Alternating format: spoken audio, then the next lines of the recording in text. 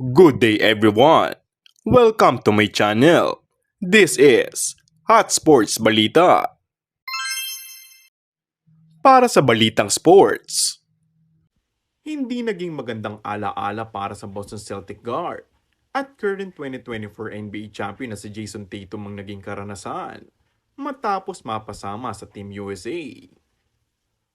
Isang malaking sampal para kay Tatum ang nasabing karanasan matapos makapaglaro lamang ng ilang minuto sa koponan. Dagdag pa riyan ang makailang beses na maranasan ng mabangko.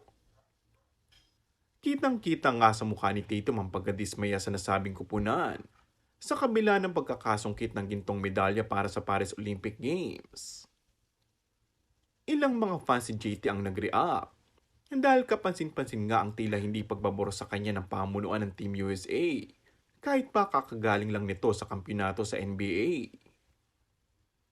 Maaalalang nauna nang humingi ng paumanhin ang head coach ng Team USA na si Steve Kerr. Makaraang mabangko ito kasama si Tyrese Haliburton sa unang laban nila kontra sa Puerto Rico. Narito ang kanyang naging sagot sa nasabing issue. It's really hard in a 40-minute game to play more than 10 guys. With Kevin coming back, I just went to combinations. I felt like an idiot not playing him. It's not about anything Jason's doing or not doing.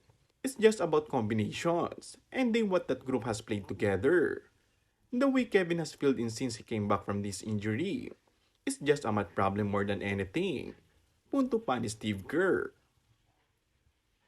Isang dahilan nga raw sa hindi paggamit ni Kerr kay Tatum ay ang naging injury nito dahilan upang hindi makasabay si JT sa combination play na ginagawa ni Kerr para sa koponan. Narito naman ang maikli, ngunit makahulugang responde ni Tatum. Unacceptable and makes no sense. Umani naman si Jason Tatum ng papuri mula sa kanyang mga loyal supporters at sinabing gantihan na lamang si Steve Kerr at kunin muli ang kampyonato sa susunod na season ng NBA. Kung bago ka lang sa akin channel ay mag-subscribe at pindutin na rin ang notification bell. Maraming salamat!